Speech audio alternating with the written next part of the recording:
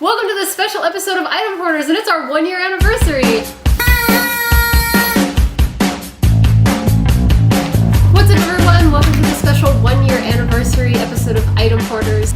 I went back to where it all began 1 year ago at the Retro City Gamefest. I did the same deal, brought $100, tried to look around for the best deals I could find, and let's check out how I did. Maybe also a special surprise that was found at the show.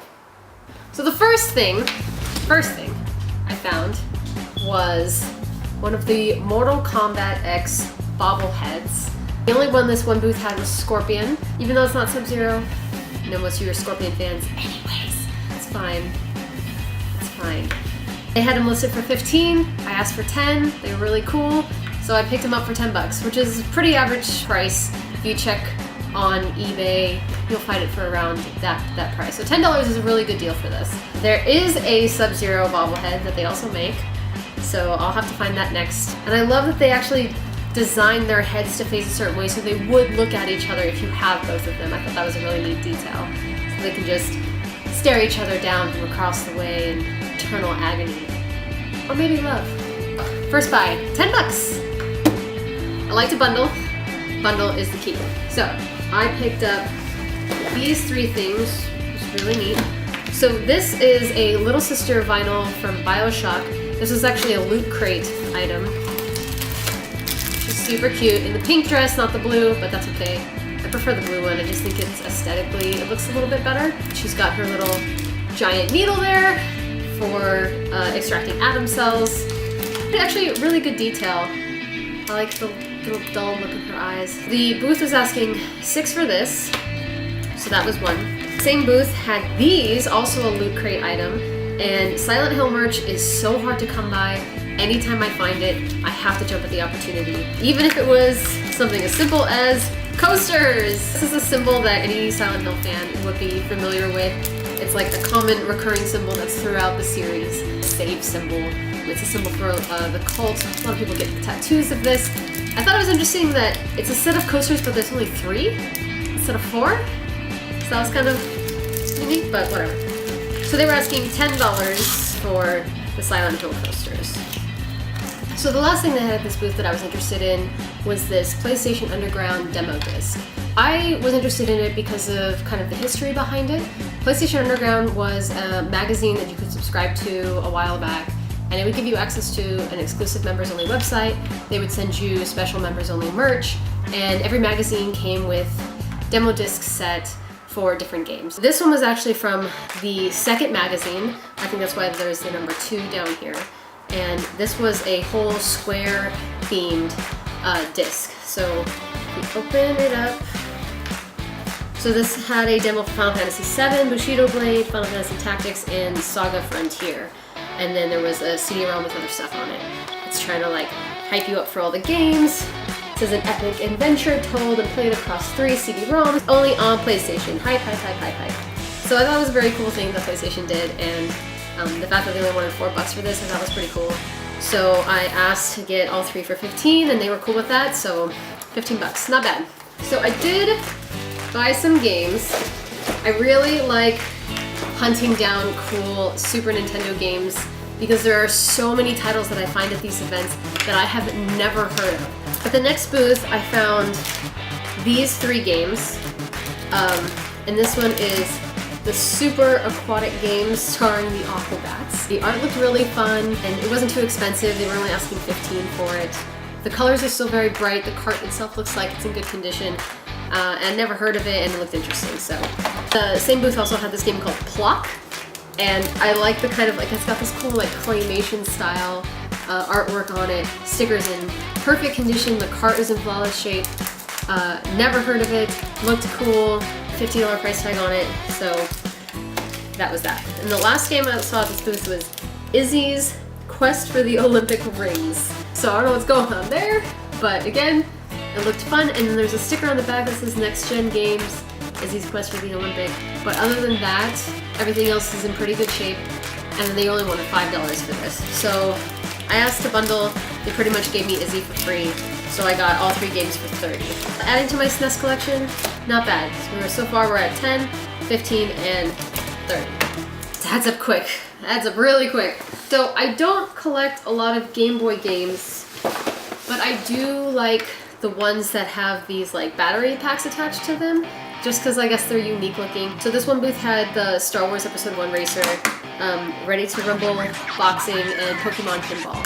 And this one was missing the cover, so I think that's why they gave me a good deal. So they wanted 10, 10, and 5, and they ended up giving me Rumble Boxing for free. They're all tested and they all work, so I got all 3 of these for 20. The carts are in good shape. Didn't have to worry about it, didn't have to worry about hunting them down. They were all right there to grab for 20 bucks for all 3 of these. That's not bad. Another 20 down for those adding up at home. So I found this game at a booth, Dream Trigger 3D. It's complete. It has the manual game. Everything's in really good shape. Sorry, my rabbit's running around down there. It was a good deal at only $5. I'm like, well, it looks cool, it looks interesting enough. For only $5, it's complete. Let's do it. Bam! So this one looks like Jet Set Radio meets SSX. I'd never heard of this one. Yanya Cabalista City Skater.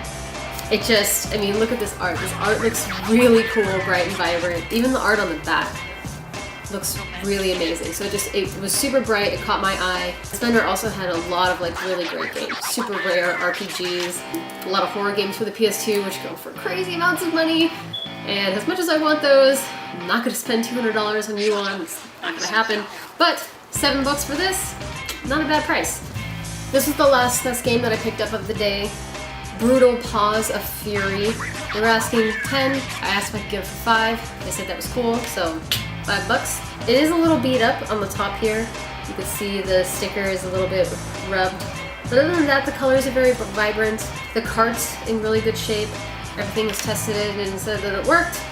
I'm gonna find that out in a second. And I just liked it because it has like, it looks very Kung Fu Panda on the front. You have like this badass looking bunny with a bandana tied around his ears, like a bear looking all badass, and a lion and a cheetah, and what is that back there? Coyote or something? I don't know. It looks ridiculous and amazing, and I can't wait to try this game out. So there's that. Brutal Paws of Fury for $5. Not a bad deal. There were a lot of great dollar deals. They had bins just full of stock that all these vendors had been holding on to for a year or maybe more, and they were just like, I just want to get rid of this. Let's just throw it in the bin for $1 and see what we can do. So here's all the things that I picked up for $1. So here's the first dollar item that I picked up at the show. Is Dark Souls 3 keychain. It looks like it might have been a promo item at one point. I don't know why they couldn't get it for more than $1. I would have paid more for that, but not bad. Dollar item number 1. Dollar item number 2 are these tarot cards. They are from the Persona Q Shadow of the Labyrinth Premium Edition. Just one of the things that came in that big 3DS package with like, I think a case and soundtrack and a bunch of other stuff. But the tarot cards I think were the coolest things, and they were in a $1 bin. So thank you very much. Persona Q tarot cards, dollar item number 2. What else? Yeah. Oh, my favorite dollar item was this Fruit Ninja amiibo-like thing.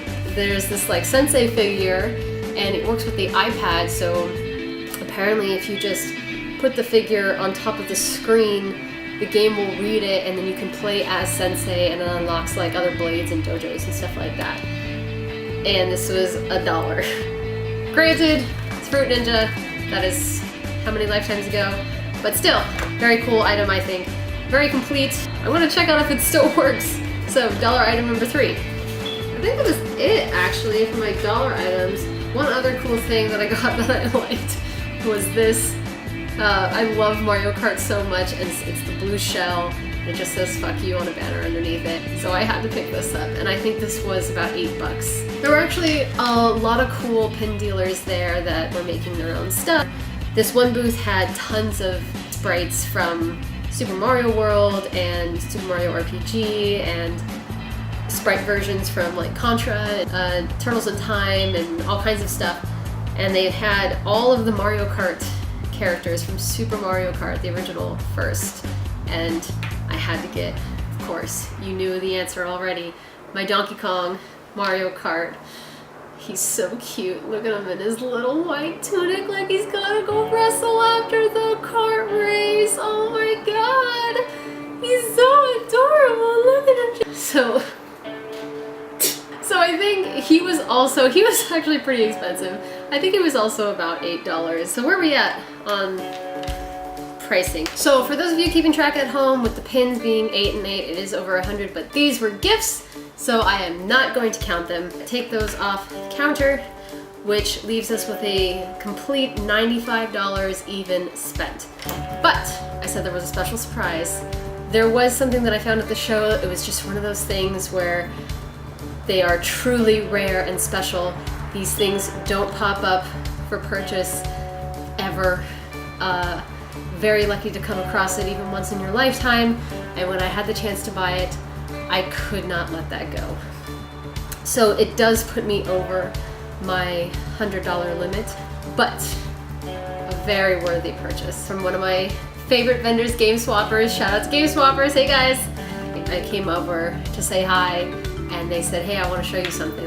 Let me show you what we got. So he pulled out these 2 watches that were prototypes created for Nintendo employees to show to vendors to hopefully have them purchase X amount to sell in their store. So they would like go to Targets and Toys R Us and KB stores and whatnot and say, hey, we have these watches, this is what they look like.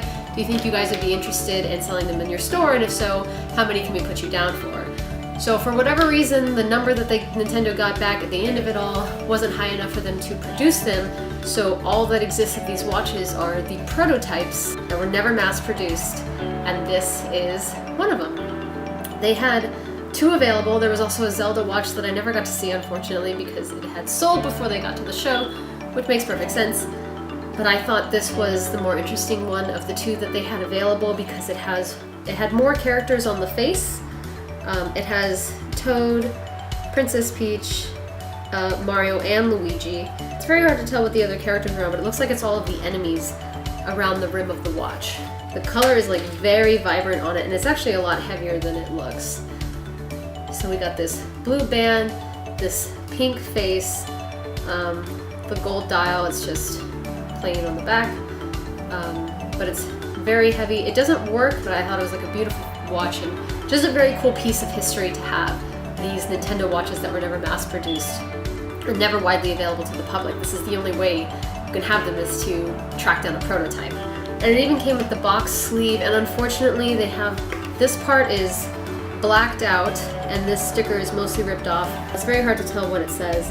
And then it says something about like Super Mario Brothers watch over here with like some numbers, which is probably like a serial code for it and how many were made and all of that kind of information. Very cool find, and I think definitely the big purchase of the day, the big purchase of the month.